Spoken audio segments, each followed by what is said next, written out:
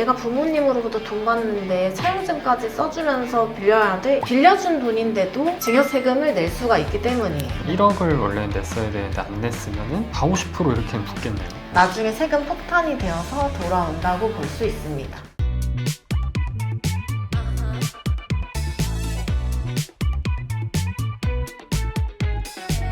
여러분, 혹시 가족 간 계좌이체 잘못했다가 몇 년 후에 세금 폭탄이 돼서 돌아올 수 있다는 사실 알고 계셨나요? 가족 간 계좌이체 그리고 증여에 대해서 정확하게 세무 전문가분을 모시고 한번 얘기해 보도록 하겠습니다.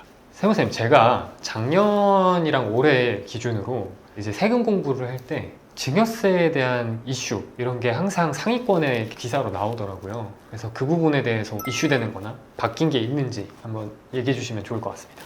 작년 한 해 증여를 많이 했기 때문에 관심이 많았었고요. 부동산 가격이 많이 하락을 했었기 때문에 증여를 계획하시고 있는 분들은 작년에 증여를 하시게 되면 시가가 낮아지기 때문에 증여세 부분에서 많이 아낄 수가 있었고요. 현재는 법이 개정된 상태이긴 하지만 부동산 가격이 앞으로 상승을 염려하시는 분들은 증여를 계획하신다면 빨리 서둘러서 하시는 것이 좋을 것 같습니다. 법이 세금을 조금 더 내게 바뀌는 네. 거네요? 네, 맞습니다. 그래서 작년에 증여세에 대한 검색량이 내역이 많았다. 네, 그렇게 맞습니다. 이해하면 되는 거죠. 그러면 이 사람들이 사실 증여가 뭔지 생소할 수 있거든요. 증여가 정확히 어떤 건가요? 증여세라는 거는 타인으로부터 재산을 무상으로 이전받았을 때 증여를 받은 사람이 내는 세금을 말합니다. 그러면 증여세에도 기준이 있을 것 같은데 그 기준이 어떻게 될까요? 배우자로부터 돈을 받는 경우에는 6억 원까지 세금 없이 받을 수가 있고요. 네. 부모님으로부터 받는 경우에는 5천만 원까지 받을 수 있습니다. 10년 기준으로 받을 수 있는 거고요. 네. 자식이 미성년자면 2천만 원까지 비과세가 되기 때문에 성인이 된 이후로는 5천, 미만은 2천이라고 생각해 주시면 되겠습니다. 그리고 기타 친족은 1천만 원까지 비과세가 되기 때문에 부모로부터는 1천만 원은 세금 없이 받을 수가 있는 거죠. 그러면 미성년자 때 2천, 성인 때 5천 해서 총 7천인가요?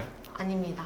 기간은 10년간 생각해 주시면 되겠는데요. 그래서 요새 많이 쓰는 방식이 네. 태어나자마자 2천만 원을 증여하시고 10년이 지나서 미성년자이기 때문에 2천만 원을 증여하시고 10년 뒤에 성인이 되었을 때 5천만 원을 증여할 수 있기 때문에 대학 등록금으로 9천 정도는 마련할 그죠. 수가 있는 거죠.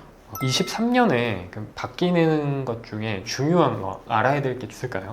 우선 아까 말씀드린 변경된 세법 두 가지는요, 증여취득세와 양도소득세 2월 과세라는 건데요. 증여취득세는 과세표준 자체가 시가표준액에서 시가인정액으로 변했기 때문에 기존보다 세금이 더 많이 나오는 것이고, 양도소득세 2월 과세는 기준 기간이 5년에서 10년으로 바뀌어서 나중에 증여를 받은 사람이 양도할 때 불리하게 변경됐다고 보시면 되겠습니다. 그러면 취득세 과세 표준은 기준 자체가 세금을 많이 내는 쪽으로 바뀐 거고, 원래는 이 개별 공시지가라고 해서 시세의 70~80% 정도 수준이 기준이었는데 네. 기준이 바뀌면서 완전히 시가, 시세로 바뀐 거네요. 네, 아무래도 기준되는 과세표준이 늘어남에 따라서 취득세 자체가 늘어난 경향이 있습니다. 그럼 2월 과세라는 게 아까 쉽게 이제 얘기해 주셨지만 결국 중요한 게 기간이 바뀌었다. 네, 맞습니다. 네. 예를 들어서 남편이 1억 원이었던 부동산을 금액이 많이 올라서 6억 원까지 시가가 극단적으로 상승했다고 보았을 때 남편이 6억에 대해서 양도를 하게 되면 양도세가 많이 나오잖아요. 그래서 이제 많이 쓰던 방식이 한번 이제 아내한테 증여를 해서 6억 원까지는 비과세가 되기 때문에 증여세는 내지 않고 증여취득세만 우선 냈겠죠. 그런 다음에 아내가 5년이 지나고 나서 양도를 하게 되면 아내가 취득한 6억 원이 취득가액이 되기 때문에 양도 차익이 엄청 줄어들어서 양도소득세가 줄어드는 방법들을 이용하셨는데요. 이 기간이 이제 5년에서 10년으로 늘어났기 때문에 단기적으로 세금을 줄이는 플랜을 짜기에는 어려움이 생겼다고 보시면 되겠습니다. 그럼 이제 2023년부터 바뀌는 증여세에 대해서는 다 알아본 건가요? 네, 맞습니다. 그럼 지금부터 가족 간 계좌 이체에 대해서 알아볼 건데 조심해야 될 게 있나요? 가족 간의 계좌 이체를 주의해야 하는 이유는 빌려준 돈인데도 증여세금을 낼 수가 있기 때문이에요. 부모 자식 간에는 돈을 빌려줬다고 해도 국세청은 증여로 보는 확률이 높습니다. 그렇기 때문에 우리가 부모님으로부터 돈을 빌리고 추후에 갚을 생각이 있는 실지 차용이라고 한다면 그 부분에 대해서 계약서를 써두거나 증빙을 만들어 주시는 것이 좋습니다. 가족끼리 사실 차용증을 거의 안 쓰잖아요. 꼭 써야 되는 건가요? 네, 왜냐하면 차용이었는데 증여로 간주되어서 증여세를 낼 위험이 있기 때문인데요. 물론 내가 부모님으로부터 돈 받는데 차용증까지 써주면서 빌려야 돼? 이렇게 생각하실 수는 있겠지만 그렇게 써두지 않는다면 국세청은 차용으로 인정하기가 어렵고 이자를 지급하는 등의 여러 가지 장치를 해 놓아야만 인정받을 수가 있습니다. 차용증을 사실 다들 안 써보셨을 테니까 양식이나 이런 게 정해져 있나요? 정해진 양식은 없기 때문에 서로 편하신 대로 쓰시면 되는데요. 꼭 들어가야 할 내용 몇 가지를 말씀드리자면 우선 얼마를 빌리는지가 적혀 있어야겠죠. 그런 다음에 어떠한 기간 동안 빌리는지가 적혀 있어야 될 거고요. 그 다음에는 몇 퍼센트의 이자율로 언제 지급할 거다 이런 식으로 작성해 주시면 되겠습니다. 빌리는 기간도 중요한데 부모님한테 빌리는데 뭐 50년 이렇게 되면은 안 갚겠다는 거로 보이기 때문에 차용으로 인정받기는 어렵고 적당한 기간을 설정하시는 것이 좋습니다. 전세보증금, 월세보증금 이렇게 사회초년생 때 빌릴 수밖에 없잖아요. 돈을 받아 쓰는 사람들도 많은데 저도 사회초년생 때 부모님을 통해서 전세보증금, 뭐 월세보증금 이런 거를 부모님이 해주셨었는데 네. 그런 것도 혹시 문제가 될 수 있나요?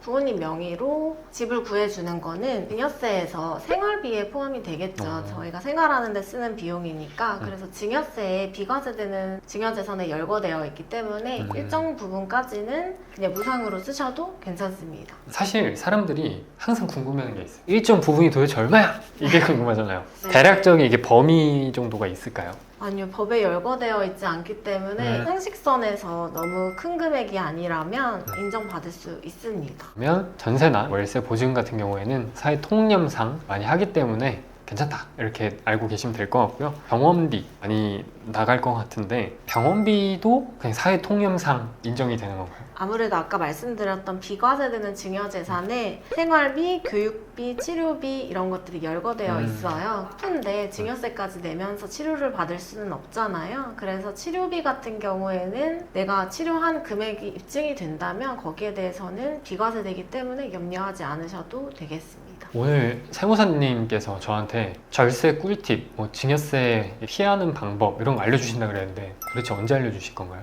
우선은 가장 기본적으로 첫 번째로는 증여재산 공제를 활용하는 방법이 있으니까 2천만 원, 2천만 원, 5천만 원씩 꾸준히 주시는 방법을 첫 번째로 추천드리고요. 두 번째로는 차용을 하시는 전제하에 아까 말씀드린 차용증을 쓰셔서 돈이 필요할 때 빌려 오시는 방법이 있습니다. 다음에는 이제 2023년에 개정세법이 발의가 됐는데 결혼하시는 분들에 한해서 1억 원까지 추가로 공제받을 수 있기 때문에 혹시나 결혼을 계획하신다면 그런 부분도 활용을 해보시면 좋을 것 같고요. 그리고 창업자금 과세특례라고 해서 창업을 하시는 분에 한해서 5억 원까지도 공제를 받을 수가 있기 때문에 창업을 계획하시는 분들이라면 이런 부분도 한번 고려해보시면 좋을 것 같습니다. 총 4가지의 방법이 있고 최근에 추가된 게 이제 결혼하는 자녀에 한해서 이 전세자금인가요? 아니면 그냥 빌려줄 수 있는 거예요? 빌려주는 게 아니고 이거는 그냥 줘도 세금을 내지 않는 거예요. 1억 원이라는 돈을 자녀에게 준다고 하더라도 증여세가 나오지 않습니다. 얘기하다가 갑자기 생각난 게 저희가 부모님한테 이제 돈을 빌릴 때 차용증을 쓰잖아요. 그럼 부모님한테 이자를 보낼 때 이자 소득을 떼고 드려야 되나요? 네, 원칙적으로는 떼고 드려야 됩니다. 그래서 이자율 25%, 지방세 2.5%까지 해서 27.5%를 공제하고 드려야 되고요. 부모님께서는 이자 소득에 대해서 종합소득세도 신고할 의무가 있긴 합니다. 우리나라 인구가 지금 5천만 명이 넘어가는데 사실 가족 간 계좌이체는 굉장히 많잖아요. 그런 게 혹시 어떻게 걸리는 건지 걸리게 되면 우선은 가족 간의 계좌 이체를 했다고 해서 무조건 조사가 나온다던가 그런 건 아니기 때문에 너무 걱정하진 않으셔도 되지만 어떤 경우에 가장 많으냐면 소득이 어떠한 부동산을 살 만큼 충분하지가 않은데 고가의 부동산을 산다거나 소득 수준보다 감당하기 힘든 부동산을 살 경우에는 조사가 나온다고 볼 수가 있습니다. 그런 경우에는 부모님으로부터 증여를 받은 경우가 많기 때문에 계좌 추적까지 다 들어가서 어떻게 해서 돈을 받았는지 그런 부분들이 나올 수가 있고요. 더 나아가서는 그러면 이 돈을 준 부모님은 돈을 줄 수가 있는지 그것까지 조사가 돼서 부모님의 종합소득세나 사업에 관한 부분까지도 조사가 나오는 경우가 있습니다. 근데 제가 알기로는 벌금도 걸리면 많이 때리는 걸로 알고 있는데 사실 벌금이라는 개념보다는 가산세라는 용어가 더 정확한 표현인데요. 예를 들어서 부모님으로부터 돈을 받아서 내야 될 증여세 세금이 1억 원에 해당한다고 하면 그걸 신고하지 않았을 때는 첫 번째로는 무신고 가산세가 붙고요. 네. 그게 내야 했을 세금의 20%이기 때문에 1억 원만 내면 됐을 거를 2천만 원까지 추가로 내는 것이고, 조사가 나오거나 추후에 소명이 나오는 거는 오늘 증여해서 내일 바로 나오는 게 아니고 몇 년이 지나야지 나와요. 그렇기 때문에 납부불성실 가산세가 두 번째로 붙기 때문에 그런 부분들이 더 가산세가 커져서 나중에 세금 폭탄이 되어서 돌아온다고 볼 수 있습니다. 한 1억을 원래 냈어야 되는데 안 냈으면은 40, 50% 이렇게는 붙겠네요. 네, 맞아요. 20%가 신고불성실 그러니까. 가산세로 붙고 납부불성실 가산세는 연에 8% 정도 된다고 보시면 됩니다. 이제 계좌이체는 이해는 다 됐어요. 차용증을 잘 써야 되는구나. 금액도 꼼꼼하게 계산해서 잘 줘야 되는구나. 이렇게 이해를 했고, 우리나라 사람들이 두뇌전이 빠르잖아요. 잔머리를 조금 더 굴려서 이걸 현금으로 이렇게 하는 경우도 있을 거잖아요.